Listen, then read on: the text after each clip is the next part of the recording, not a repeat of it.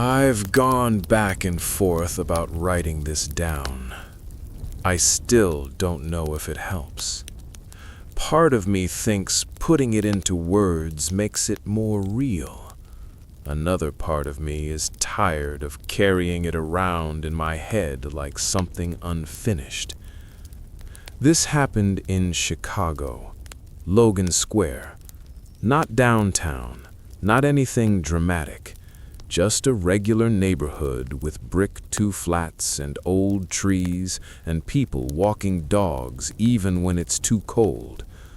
I was renting the garden unit of an older house on Kedzie. Cheap, a little damp, but close to the blue line. At the time, that was all I cared about. I moved in at the end of October. I remember because the first night there was wind, the kind that rattles loose metal and makes everything sound closer than it is.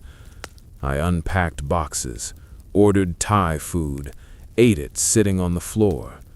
Nothing felt wrong. It just felt quiet. Basement quiet. The kind of quiet you notice because you're used to hearing other people through walls. The landlord was an older woman named Linda. She lived upstairs, friendly in a distant way.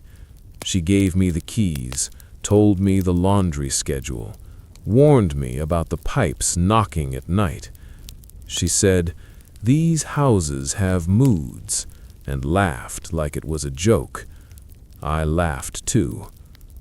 The first few weeks were normal. I worked days, came home, cooked, watched whatever was on.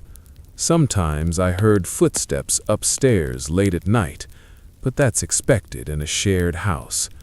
Sometimes I smelled incense drifting through the vents. I assumed Linda burned it. Lots of people do. There was a small storage room in my unit I didn't really use. No light switch inside, just a pull-string bulb. It had shelves with old paint cans and broken chairs pushed into corners. I opened it once, thought, I'll deal with this later, and shut it again. The first thing I noticed, the thing that stands out now, was sound, or the lack of it. Chicago is never fully quiet. There's always traffic, trains, people. But around midnight, usually between 12:30 and 1, there would be these stretches where it felt like everything paused.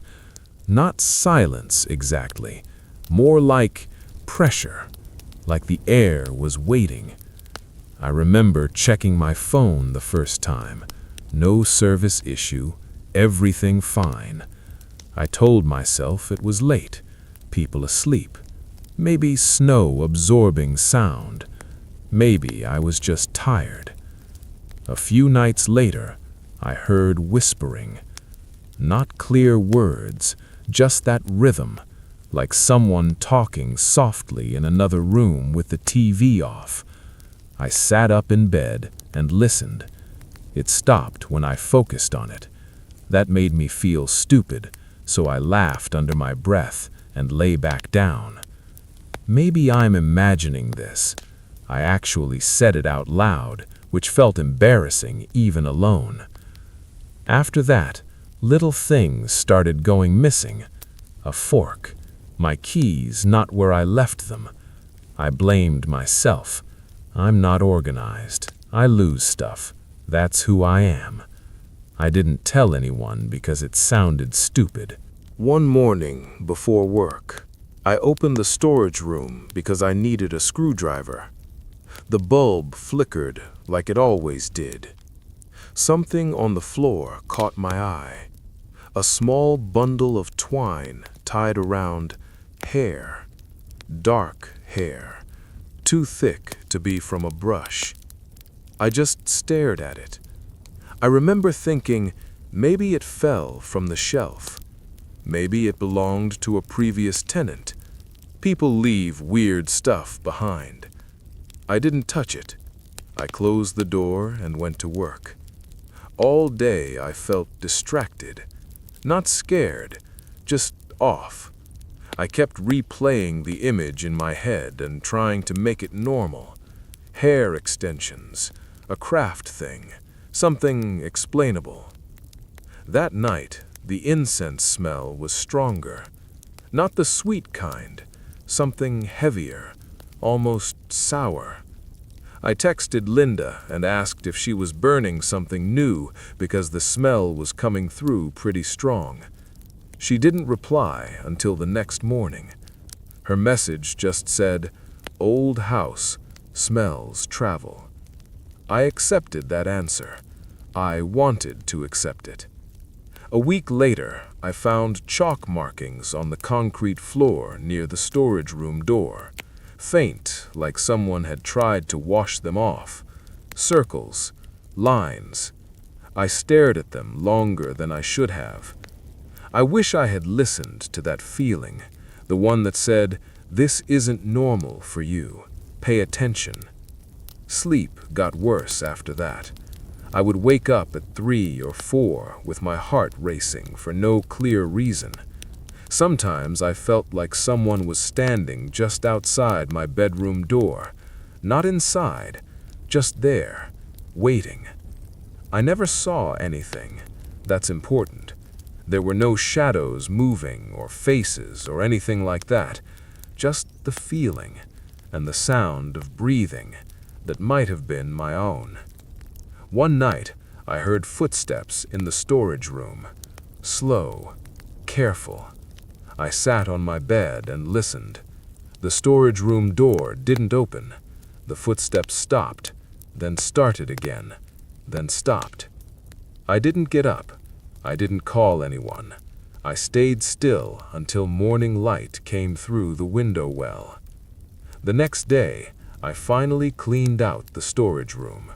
I needed it empty. I don't know why, but it felt important. Behind one of the shelves, taped to the wall, was a piece of paper folded many times. I hesitated before opening it. My hands were shaking a little. I remember noticing that and feeling annoyed with myself. Inside were names, handwritten, some crossed out, some circled. One of them was mine. I sat down on the floor. My ears were ringing. I told myself it could be coincidence. Said yes. She looked relieved in a strange way, like something had gone according to plan. She told me the house had history. She said some tenants were sensitive. She said it casually, like discussing allergies. I asked her about the paper. She didn't deny it.